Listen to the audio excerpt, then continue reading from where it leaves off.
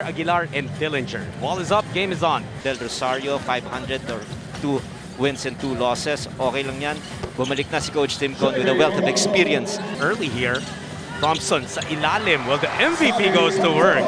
That's right. Yun talaga rin yung nagpa-next level sa kanya nung MVP season niya. Against the big guys, Arwin Santos, of course, is a very good defensive player. Pero importante rito, the moment that he gets that open look, it hits the bottom of the net. Arwin Santos at 41 is still the Arwin Santos that we saw him play during his heyday. Mataranta itong Barangay Ginebra. Malonzo miss. Check that. It bounces in. The shooters an open look, all they have to do is bury the basket. Ferrer over Thompson. Walang tropa-tropa dito. Japet Aguilar really loves to play inside the paint as a secondary defender or rim protector. He's not gonna come out and challenge the shot. Now involving Malonzo, who will take another three. Pangalawang tres na yan ni Jamie. Jamie Malonzo was. Remember that game na nakalimang dunk siya, Coach RG? Where those coaches are playing, there is no doubt that Coach Tim Con is a legend in his own right. A legend who still chose to be a student of the sport. The way basketball is played, is coached in the Philippines. Eh, sino pa ba? Eh, di syempre yung winningest coach of all time. Oh, there is no doubt. 3 3-pointers already in this game. Oh, sapal si Balanza kay Thompson. Almost a travel there. Pangalawang tres ni Scotty Thompson. Ito yung kaninang pinakita ni Thompson. Sapal on one end. Coach, on the other, tres naman. Yes, at nabanggit natin talaga, Scotty Thompson is not just a complimentary player. 11 points for the sophomore player already. Here's Thompson again. Siya ang bumubuhay sa barangay. Pero you look at this again. This is also aided by the creativity of a Stanley Pringle. He brings so much defense, and as a result, on the extra pass, look at Scotty Thompson being so creative. What's your take on that? Someone who's so active, but here is how active he is, Malonzo! Back-to-back turnovers for them. The first one was that anticipation of JB Malonzo. He was able to pick the pocket of Stan Pringle, and look at that, style points! Coaching staff ni NorthPort, pero nakakuha naman sila ng panibagong steal. Sunod-sunod ang turnover sila dito sa last few minutes ng ating first quarter. Humingi ng 30 si Coach Tim Con. Sets up. And that's a knockout play. Nice! A guy can have 20 points. Pero we can also say na low impact 20 points yung masascore niya. So it's a good sign for Ginebra na umaatake na ulit itong si Stanley.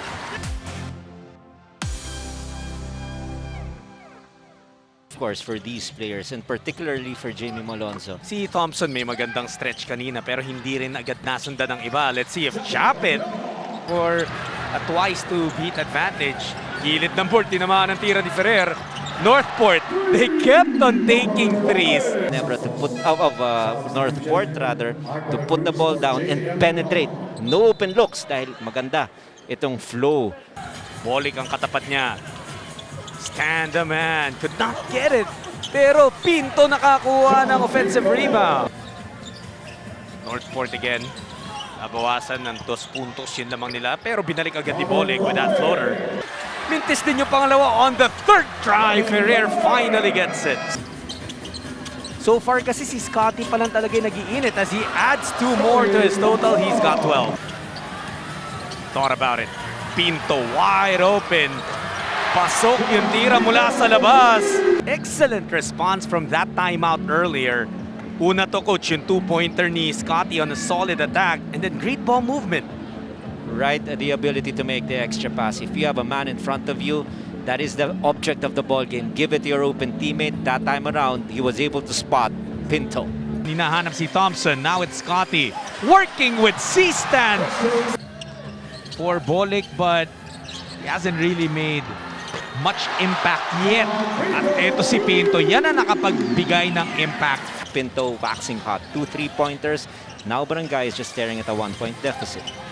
That's Santos rather, guarded by Thompson, pero napasok pa rin ni Arwin. Malonzo ulit ang pinuntahan nila. A smaller Pinto on him. Balik from downtown. Under 4 minutes remaining in the first half. Chan. Nagawan pa rin ang paraan. Here's Malonzo again. They really have been trying to play through him. Santos, that free throw line jumper is so pure. It's just everywhere. His motor is just fantastic. LA Tenorio has to bury this one for his confidence. I see that. Now they're running. At Oh, nakaagaw pa si Tenorio to C-stand to Jeff Chan. For positioning, you don't want to be number 7 or number 8. And nice pump fake. So 20-5 run or 20-7 run already for Ginebra. Add another 3 points from Nards Pinto. Barangay Ginebra ang lamang dito 47-42. To attack the basket. It is very obvious. First quarter, 6 out of 13 from deep. You call it close out long. And even Arwin Santos cannot get a shot off from the three-point area. But from that time on, up to the early part of the third quarter, they've outscored NorthPort 27-7. But he was able to fish for a foul. And what about this guy, 41 years old, just amazing. Balik going to Malonzo, rim attack! Situations, look at him. Dribbling the length of the court, he knows exactly that he wants that ball back. And they get in transition, perfect attack for them. Sapal si C-stand kay Jamie. And Arwin Santos securing that defensive rebound. So back-to-back empty possessions on Barangay Ginebra and Sumang this time. He's just starting to heat up here in the third quarter. His first 2 points, but enough to cut the lead down to just 3. Napaka-importanting laro for these two teams. That's why it's a great battle we're seeing. LA Tenorio, tinigil na yung run ng NorthPort. Complications, ika nga. Kaya pagdating sa depensa, nandun siya parate. Grabe naman yung wide through the air ni Scotty Thompson. Let's see this again. Off that pick, he was given the other side. He refused the screen. Kitang-kita yan. You will have to watch live. That's true. Diba? How about Kevin Ferrer? He says, what you can do, I can do better. And he was able to score 2 points. And what about this guy? I felt like this should be something that should be part of his arsenal. Ganyan din, inside out yung atake ni Kev. But it's LA Tenorio. Rebound taken again by NorthPort. Santos, iwan kay Ferrer. Fantastic find for the veteran. Serving as a goalie for Barangay Ginebra and foiling that shot. At ito naman, Scotty on the offensive end. And on the other side, moving without the ball. And LA Tenorio spotting him. And Scotty Thompson, just unstoppable in this ballgame. Has only scored 2. Tenorio out to Chan, libreng-libre. Money on the 3. Look at the IQ, Coach Archie, of an LA Tenorio. 6 out of 13. That is 46%. Second quarter, only 2 out of 12. Ringo, dadagdagan pa. Couldn't do so. Another rebound and put back for Scotty Thompson. Those shots, he missed this one. But look at Scotty Thompson, out of nowhere. There was a body in front of him, but using his athleticism to get that offensive rebound in a massive putback. Pero meron pang next level yun, yung hindi kami matatalo. And I think that's what Scotty Thompson has brought into this game. Buwis buhay ika nga, di ba? He's just letting it all hang out. Ringo finally hitting. Left for the rest of this game. He wants to stop the bleeding. Unfortunately, hindi pa rin niya nagawa. And this guy is just unconscious. Ito pa si Thompson na naman. Oh, good effort for Balanza, but Pinto once again. Saving it to Thompson. Again, Ginebra on the run. Mites but Chapman with the putback. Always a great illustration. The never say die spirit of Barangay Ginebra. And Nards Pinto with an assist pass to Japet Aguilar. Before we saw that play, binanggit mo yung trail jump. Yes. Sabi ni Japet, yes coach, copy. And he puts that baby right back home. We need to get the crowd involved. Go for your follow-up slam. Yan yung mga kailangan daw ngayon ng NorthPort. Especially in the third quarter. Pero ito naman, hindi na sila makadepensa. Pero ngayon, si Nards Pinto, mga kaibigan, nakakarami na sa laban na to. 18 puntos na. Eh baka nga mag 20-20 pa yan, coach. Sa dami ng mga rebounds din na kinukuha niya. 20 na ang lamang and we have 12 more minutes of action coming your way dito lang sa TV5. So yan, aakyat yung puntos nila dahil they were able to force turnovers tapos they'll score on an easy basket on the other side. hirap na hirap sila makapasok sa loob dahil ang lalaki ng manlalaro nitong barangay. Here's Tenorio. Siya naman, nagpakita ng 3. Pinalik ni LA sa 20 naman. Balik, wide open. He hits the outside shot. Approaching the 10-minute mark. Stanley Pringo, fall away over Taha.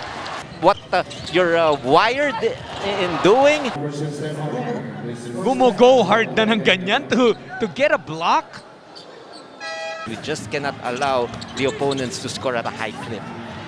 Balik off of that kick out. Pangalawang 3 ni Balik here in the 4th quarter. Of weapon that Scotty Thompson is for Coach Tim Cone in Barangay Ginebra. And if you've noticed, I am a numbers guy. Look at his numbers right now as we first see this second time around in slow-mo. LA Tenorio with a 3. Sumang, nag-invento na lang doon. Taha with the offensive board. It's effort like that. Stan Hardinger underneath. Hindi pasa doon. Right now, he has Taha, who is really providing something for NorthPort. Para lang makapanood sa ating football team, of course. Labang tayo! Sumang nakaagaw. He goes all the way for the bucket. Pero nakaagaw na naman ng NorthPort. Balik, stop and pop. Money on the 3. Masyado malakas. Dillinger gets it right back. Shot it, another putback. Tingnan natin ulit to.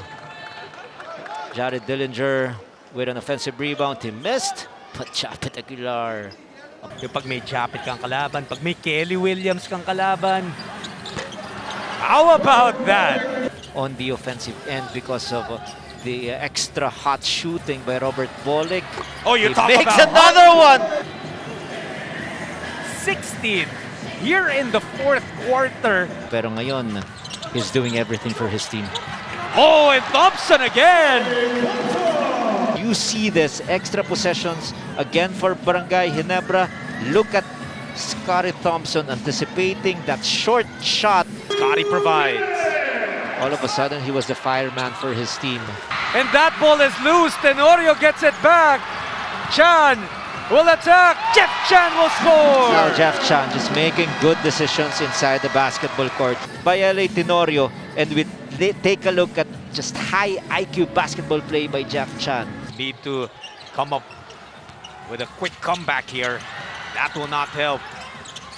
Ferrer fall away. Pumasok para kay Kevin. Game clock is obviously on their side. Tenorio, floater doesn't work. Thompson again! 100-93 ang final score natin in favor of Barangay Ginebra. Final score presented to you by Honda, the official motorcycle of the PBA.